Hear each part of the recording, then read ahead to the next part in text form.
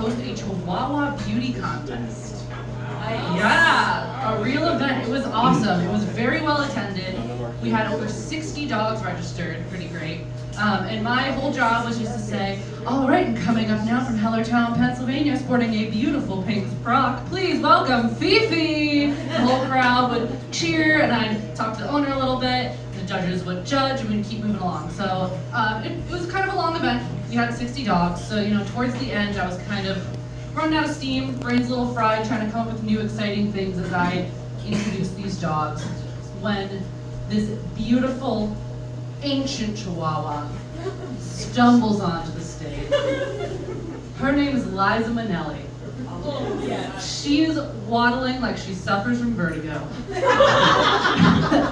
And the thing that my brain says that I want to say out loud is check out that slow strut.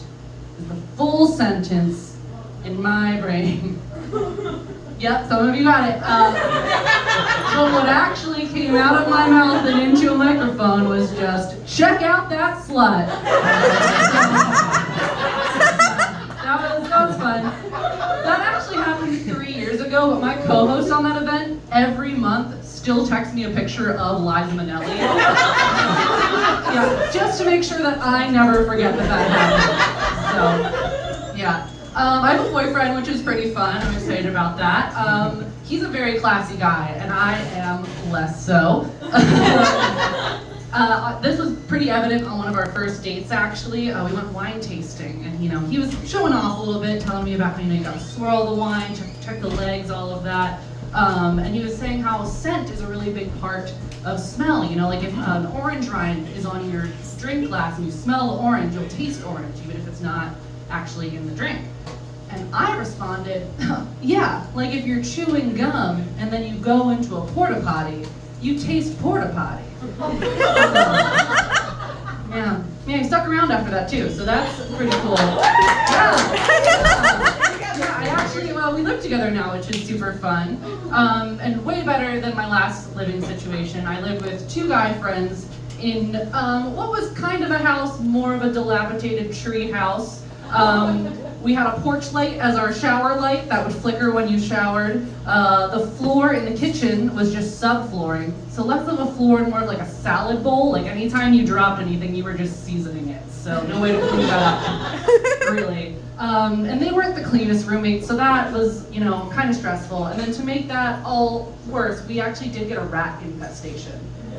Yeah, not fun. And I was telling our roommates when we discovered this, we're gonna have to be a little tidier, we can't leave fruit out on the counter, we can't leave dirty dishes in the sink. My one roommate goes, oh yeah, don't worry. The second I saw that rat, I bagged up my dishes. And then he just drops a garbage bag full of dirty dishes on the counter and walks away.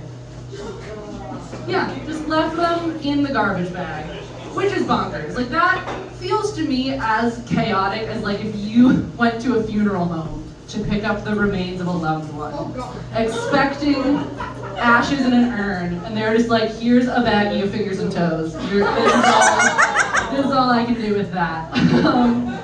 But I don't really know what was worse, the roommates or the rat, because the rat was smart. The rat was very smart. We read online that you should put out like Irish Spring soap and steel wool for them. They don't like the smell of the soap, they don't like the feeling of the steel wool, so that'll like keep them out. And we did put out a few rat traps for them. So we went to go check the rat trap. The rat had shoved the soap and the steel wool into the rat trap. Just like, fuck you, we know what you're trying to do. So we did end up having to like poison the rat, which I didn't love. I felt bad about that, but we did call an exterminator, and they were like, we're just gonna do the same things you did and we don't guarantee success. I was like, okay. I mean, that feels like if I went to a restaurant, ordered off of their menu, like no substitutions, they're just like, and I actually just think you should go home and make your own food because we don't guarantee our food's good or better than what you can make. And also, go fuck yourself. That's what that response felt like to me. But yeah, I do. I live with my partner now. We have a great time. We have a cat that we're both very obsessed with. We have a bunch of nicknames for all the different positions she can be in. Like sometimes she's a donut kitty, sometimes she's a croissant kitty, which are two different shapes actually. So very, very different. And the other day she was sitting in pretty normal cat position, sitting on the hind legs, paws out in front of her, and my boyfriend goes, "You know what she looks like when she sits like that?" And I said, "No, what?" And he said, "The Pride of Baltimore 2. Yeah, no, that was my response too. So for those of you who don't know, the Pride of Baltimore 2 is a tall wooden sailing ship that is a recreation of the Pride of Baltimore 1, which played a pivotal role in the War of 1812. Why do I know this? My boyfriend is obsessed with that ship. To prove his point, he brought me over to the framed photo of the Pride of Baltimore 2 in our living room and was like, "See, they both kind of list back." So same thing. But that's actually not even the weirdest thing he said about our cat. He gets a little self-conscious because the cat clearly likes me more than him. But I've lived with her for 12 years. He's only been here for a year and a half, so it does make sense. But to try to comfort him, I did say, the cat does like you a lot more than my previous roommates.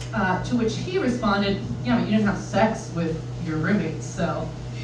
I had to take a second with that response. Like, what I first thought I was unfortunately gonna have to tell him was that our cat's not actually our biological daughter. So that's the first thing I had to explain. But then I was like, "No, walk me through that. Why does the cat liking you connected to us having sex?" And he was like, "Well, I think that she likes me because I make you happy." And I was like, "Oh, that would have been a much more normal first sentence to say." But since you brought the cat and sex together like that, I feel like he envisions our cat as like my over-ego medieval lady's maid that just like, she sits outside our bedroom door when we're having sex and is like, "Oh yes, the mistress is happy, oh blessed day. Oh, there shall be an heir." But that's crazy because if anything, our cat is an elderly French woman. Like if she could smoke a cigarette, she'd be going through a package. Like, that is her MO. How did we all feel about the pandemic? Yeah, same. Not super fun. Didn't love it. I was pretty excited when things started opening up again. I got to take my laptop out to a bagel shop and do work, and I was very excited to be, amongst people. The weirdest thing was happening while I was there. I felt like everyone was like looking at me. Like, it was crazy. I'm like waving to people passing on the street, and I was like, "This feels amazing." Like, did I get hot during the pandemic? Like, it was really great. I'm having a great time. I'm waving to everyone, smiling at babies, and then I take a bite of my bagel, and I go to wipe my mouth, and it's covered in blood. Covered in blood. Turns out my mouth was bleeding that whole time. So I did not get hot, I just got gingivitis. That's fun. I have a pretty good life. I love living with my boyfriend. We have a great time. It's crazy to be in a relationship where I feel so secure and confident, never really feel jealous or anything. But the other day we were sitting on the couch together, doing our independent Instagram scrolls, and I hear him mutter under his breath, "God, she's beautiful." I'm like, "What? What is he looking at?" He's on an Instagram account for the Pride of Baltimore 2. So, that's my time.